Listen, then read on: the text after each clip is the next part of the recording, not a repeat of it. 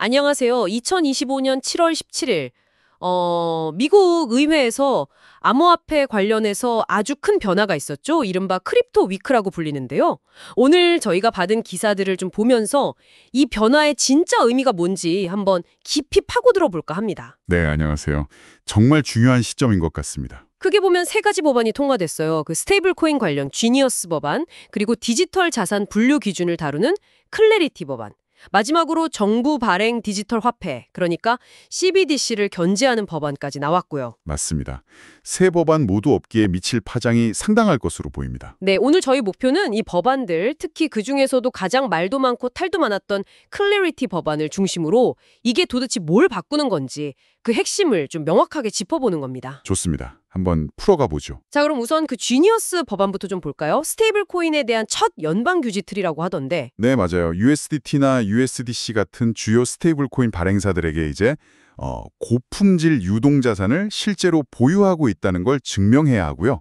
그냥 말로만 하는 게 아니라 진짜 자산을. 그렇죠. 그리고 정기적으로 감사도 받아야 하고 관련 정보를 투명하게 공시해야 한다는 내용입니다. 이게 단순히 그냥 규제한다기보다는 뭐랄까 암호화폐를 좀 더 제도권 금융 안으로 끌어들이려는 그런 움직임으로 봐야 할까요? 네, 정확합니다. 단순히 위험 관리 차원을 넘어서는 거죠. 스테이블 코인이 진짜 신뢰할 수 있는 교환 수단?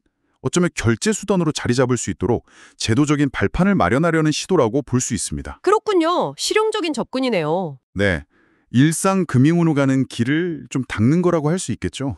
자, 그럼 다음은 조금 결이 다른 법안인데 반 CBDC 감시 국가 법안. 이름이 좀 거창한데요. 연준이 직접 디지털 달러를 발행하는 걸 막는다는 거죠. 네, 그렇습니다. 연방준비제도, 그러니까 페드가 직접 소매용 CBDC를 발행해서 개인에게 제공하는 걸 금지하는 법안입니다. 이건 왜 그런 거죠? 약간 의외인데요? 아무래도 정부가 직접 디지털 화폐를 발행하고 유통하게 되면 모든 거래 내역이 정부 손에 들어갈 수 있다는 그런 우려가 큰 거죠. 잠재적인 감시 사회로 이어질 수 있다는 비판이 계속 있었거든요. 아, 프라이빗시 침해 우려 때문이군요. 네. 그리고 또 하나는 비트코인 같은 탈중앙화된 자산들이 중요하게 생각하는 그 가치, 그러니까 정부 통제에서 벗어난 그런 가치를 지키려는 의도도 좀 깔려 있다고 볼 수 있습니다. 중앙화된 시스템과 탈중앙화 시스템 사이에 어떤 긴장감 같은 게 느껴지네요. 맞습니다. 그 균형점을 찾으려는 시도 중 하나라고 해석할 수 있겠습니다. 자, 이제 오늘의 핵심입니다. CLARITY 법안. 이게 진짜 뜨거운 감자였죠. 암호화폐가 증권이냐 아니면 상품이냐. SEC 관할이냐 CFTC 관할이냐. 이 정말 지긋지긋한 논쟁 아닙니까? 네, 맞습니다. 수년간 업계를 괴롭혀온 문제죠. 이걸 이제 클래리티 법안이 해결하겠다. 이런 건가요? 네, 그런 시도입니다. 이게 왜 그렇게 중요하냐면 아시다시피 증권으로 분류되면 굉장히 엄격한 SEC 규제를 받게 되거든요.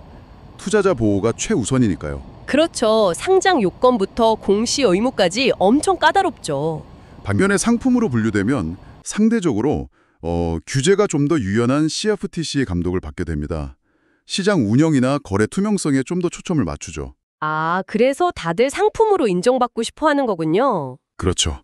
그래서 이 법안이 디지털 상품, 디지털 커머디티라는 새로운 카테고리를 공식적으로 만들었습니다. 디지털 상품이요? 네. 그리고 특정 기준, 이른바 성숙도 기준, 매추러티 스탠다드를 충족하면 그 암호화폐는 증권이 아니라 이 디지털 상품으로 분류돼서 CFTC 관할로 갈 수 있도록 길을 열어준 겁니다. 성숙도 기준이라 그 기준이 뭔가요? 구체적으로 어떤 걸 요구하는 거죠? 이 기준이 상당히 흥미로운데요. 단순히 기술적으로 완성됐냐 아니냐를 넘어서요. 사실상 얼마나 성공적으로 탈중앙화되었는가를 따지는 기준들입니다. 아하, 탈중앙화 정도를 본다? 네. 예를 들면 네트워크가 실제로 완전히 운영되고 있어야 하고요. 거래 처리라든지 합의 메커니즘, 스테이킹이나 투표 같은 기능들이 실제로 돌아가야 한다는 거죠. 네. 그리고 소스 코드 같은 핵심 정보들이 투명하게 공개되어야 하고요. 투명성. 가장 결정적인 건 아마 지배구조 관련 조항일 텐데요. 어떤 특정 주체가 전체 의결권의 20% 이상을 가져서는 안 되고 또 프로젝트 발행사나 관련자들이 보유한 물량도 전체의 20%를 넘으면 안 된다는 조건이 붙었습니다. 와, 20% 룰이네요. 굉장히 구체적인데요. 이건 거의 탈중앙화 프로젝트의 설계 가이드라인 같은 느낌인데요. 맞습니다. 그래서 앞으로 나올 프로젝트들은 이 기준을 염두에 두고 설계 단계부터 고민하게 될 가능성이 높습니다. 단순히 분류 기준을 넘어서 일종의 표준을 제시하려는 의도도 보이는 거죠. 의미심장하네요. 그럼 이 새로운 잣대로 보면 기사에서 언급된 주요 암호화폐들 있잖아요. 비트코인이나 이더리움, 카르다노 같은 것들은 어떻게 평가받고 있나요? 네. 기사들에 보면 분석가들은 대체로 비트코인은 거의 확실하게 상품으로 분류될 걸로 보고 있습니다. 그 특유의 탈중앙적인 성격과 또 가치 저장 수단으로서의 역할 때문에요. 그렇죠. 비트코인은 사실상 발행 주체도 불분명하고 맞습니다. 이더리움 같은 경우도 이제 지분 증명으로 전환했고 디파이 생태계에서 워낙 압도적인 역할을 하고 있어서 상품으로 분류될 가능성이 아주 높다고 보고 있고요. 카르다노도 언급됐건데요. 네, 카르다노도 그 온체인 거버넌스 시스템이나 비교적 공정하게 코인이 분배된 점, 그리고 3,000개가 넘는 독립적인 스테이크풀 운영자들이 있다는 점, 이런 탈중앙화 측면에서 꽤 긍정적인 평가를 받는 것 같습니다. 그렇군요. 물론 이건 전문가들의 예측이고 최종 판단은 규제 당국이 하겠지만요. 당연하죠. 실제 적용 과정에서는 또 면밀한 검토가 필요할 겁니다. 그럼 이 CLRT 법안 통과로 인해서 개발자들이나 투자자들이 가장 반길 만한 변화는 뭘까요? 단순히 분류가 좀 명확해졌다, 이거 이상으로요. 아무래도 가장 큰 건 역시 그 규제 불확실성이라는 큰 짐을 좀 덜 수 있게 됐다는 점이겠죠? 아, 그 안개가 걷히는 느낌? 네, 그렇죠. 이게 법적 리스크가 워낙 컸으니까요. 이게 줄어들면 아무래도 혁신이나 새로운 시도를 하기가 훨씬 수월해지겠죠. 특히 디지털 상품으로 인정받는다면 상대적으로 유연한 CFTC 감독하에 기술 개발이나 생태계 확장에 좀 더 집중할 수 있게 되고요.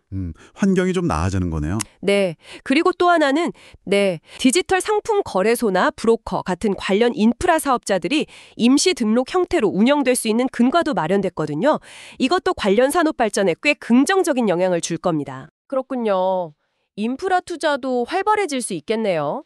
다면 아까 말씀하신 그 성숙도 기준 중에 완전히 운영되는 네트워크 이런 표현들은 여전히 좀 애매하게 들리기도 하는데요.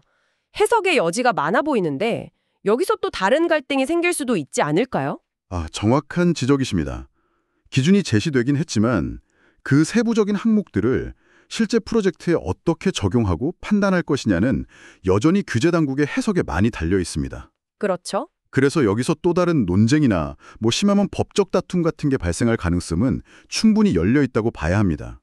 하지만 이전처럼 아예 기준 자체가 없어서 깜깜이었던 상태보다는 훨씬 나아진 환경인 건 분명하죠. 네, 완벽하진 않더라도 일단 방향은 제시된 셈이니까요. 맞습니다. 자, 그럼 오늘 이야기를 좀 정리해보면요.